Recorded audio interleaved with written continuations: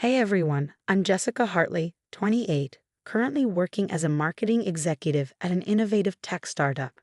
Life was smooth, good job, a loving boyfriend named Mike, and a solid bond with my dad, Richard.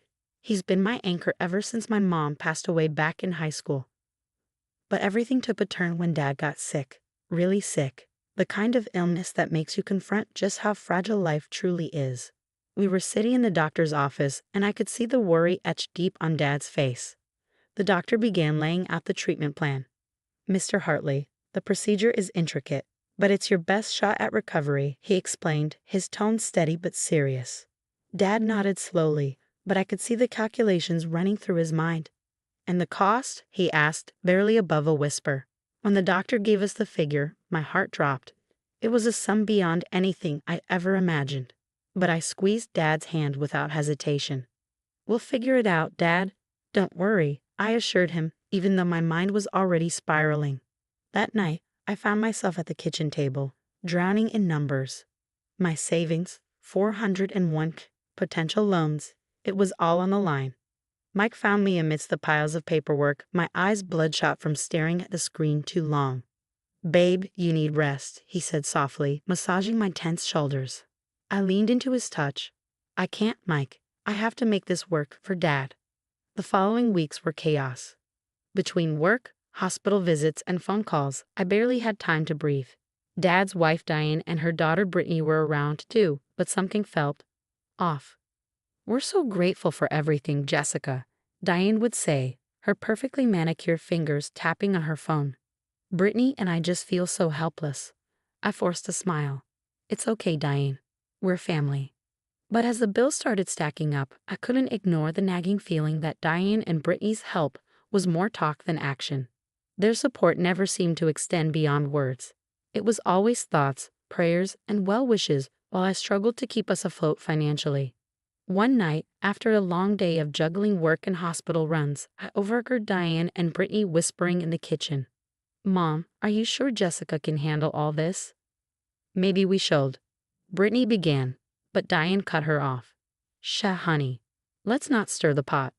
Jessica's got it under control." My blood boiled, but I bit back the urge to confront them. Instead, I buried myself in work, more determined than ever to manage everything. Weeks turned into months, and finally there was hope. Dad was improving, the treatments were working. I should have been thrilled, but the tension at home was unbearable. One evening, as Mike and I curled up on the couch, he pulled me close.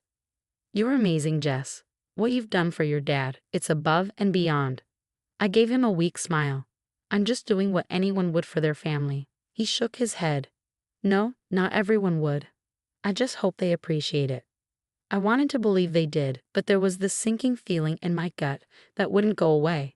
Something was wrong, but I couldn't quite figure out what. Still, I pushed the thought aside. Dad was getting better, and that was all that mattered. For now. But little did I know, the real storm was just on the horizon. Dad's health was improving, sure, but his attitude, that was a different story. It started small, a dismissive comment here, a harsh word there. But soon it felt like I was walking on eggshells in my own home. Then, one night, I overheard Dad and Diane in the kitchen, their voices hushed. "But Richard, we can't keep dipping into that account. What if Jessica finds out?" Diane's voice was low, but the tension was clear. "She won't," Dad replied, his tone cold and dismissive. "And even if she did, it's none of her business. I'm entitled to some financial privacy, aren't I?" My heart raced. What account? What were they hiding? I retreated to my room, my mind spinning. The next day, I casually mentioned needing Dad's help with some paperwork, hoping to glean more information. "Oh, sweetie, you've got this. You're so capable," he said, not even glancing up from his phone. Deanne chimed in with her usual saccharine smile. "Yes, Jessica, you've been so helpful. Why don't you let us take care of things for a while?" Their words made my skin crawl. But I played along, masking my unease. That night, I waited until everyone was asleep and snuck into Dad's office. What I found made my stomach churn: hidden bank statements, accounts I had no idea existed, and large transfers to Diane and Brittany. Then my eyes landed on something that nearly broke me: a wedding planner's invoice for a destination wedding in Bali. For Brittany. The next morning, I confronted Dad, my hands trembling as I held up the evidence. What is this, Dad? After everything I've done, you're secretly funding Brittany's wedding. His face flushed with anger. You had no right to go through my things. I had every right. I've been breaking my back to pay for your medical bills, and you're funneling money to them. Diane rushed in, her face a perfect mask of Fox concern. Now, Jessica, let's not overreact. Overreact? My voice cracked with fury. You've been bleeding him dry. Dad slammed his fists on the table, startling me. That's enough. I won't be spoken to like this in my own home. You're ungrateful and meddling. I want you out now. I felt like I'd been slapped. Dad, you can't be serious. Oh, I am. And to make sure Brittany has the wedding she deserves, I've sold your car. The money's already been transferred. The room spun. My car, the one thing I had left that was truly mine, gone. You can't do this, I whispered, barely able to breathe. I can, and I have. Pack your things and leave. You're no longer welcome here. Diane had the audacity to look sympathetic. It's for the best, dear. You understand, don't you? I looked at them, my father, the man I'd sacrificed everything for, and the woman who had wormed her way into our lives. Something hardened inside me. I understand perfectly, I said, my voice icy. I understand that I've been a fool. But not anymore. I packed a bag, my thoughts racing. Where would I go? What would I do? As I stood by the door, I turned back one last time. I hope you're happy with your choices, Dad, because this is the last time you'll ever see me. The door slammed behind me, the sound echoing in the silence of my new reality. Homeless, in debt, and betrayed by the one person I thought I could always rely on. But as I stood there, surrounded by the wreckage of my old life, something inside me stirred, determination, anger, and a fierce resolve not just to survive this but to come out on top. I pulled out my phone and dialed. Mike, it's me. I need a place to stay. And then I need your help with something. It's time to fight back. Mike's sister Allison offered her spare room as my sanctuary. And as I unpacked the few belongings I managed to grab, the weight of my situation hit me like a freight train. Jess, you're shaking, Allison said, wrapping me in a hug. Let it out. I'm here. And I did. I sobbed until I had no tears left. When Mike arrived, his face was a storm of concern, and I recounted everything between hiccups and fresh tears. Those manipulative snakes, Mike growled. We need a plan. Allison nodded, her jaw set with determination. First things first, you need a job that appreciates you. The next day, I marched into my boss's office, heart pounding. Rachel, I need to talk to you about my future here, I said, standing tall. Rachel looked up, surprised. Jessica, what's going on? Taking a deep breath, I laid it all out, my increased responsibilities, the successful campaigns I'd spearheaded, my unwavering dedication. I believe I've more than proven myself. I'm asking for a promotion and a raise. Rachel leaned back in her chair, a slow smile spreading across her face. I was wondering when you'd come to me. The senior marketing position opens next month. It's yours if you want it.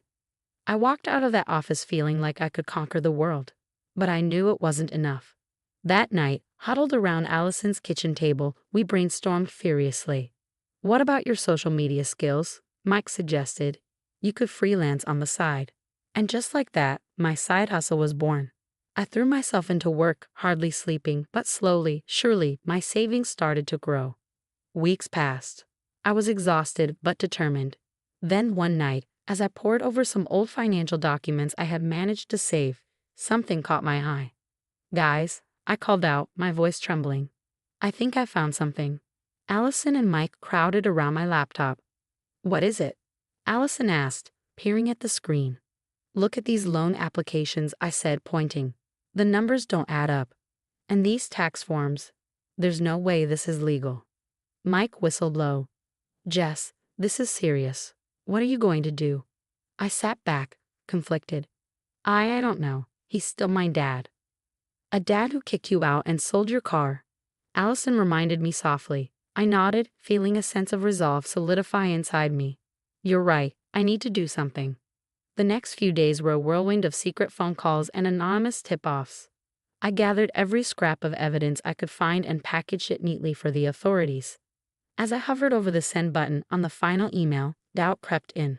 What if I'm making a mistake? I whispered. Mike squeezed my shoulder. You're not responsible for his actions, Jess. You're just making sure he faces the consequences. With a deep breath, I clicked send. A weight lifted off my shoulders. The fallout was swift. Within days, news of an investigation into my father's finances spread like wildfire. I kept my head down at work, but couldn't help overhearing snippets of conversation. Did you hear about Richard Hartley? Tax evasion, they're saying. I always thought that new wife of his was trouble. Then one evening, my phone lit up with a familiar number. Jessica, please. Dad's voice cracked. I need your help. They're investigating me. I made some mistakes. I closed my eyes, steadying myself. No, Dad. You made your choice. Now you have to deal with the consequences. I hung up, my hand trembling. Allison appeared at my side, offering a glass of wine. You okay? She asked gently. I took a sip, feeling the warmth spread through me. You know what? I think I am. For the first time in a long time, I feel free. Mike joined us, raising his own glass. To new beginnings, he said with a grin. I clinked my glass against theirs, a smile tugging at my lips. To justice, and to never letting anyone take advantage of us again. As we sat there, laughing and planning for the future, I realized something. This wasn't just about survival anymore. It was about thriving on my own terms. And I was just getting started. The dominoes fell faster than I had ever imagined.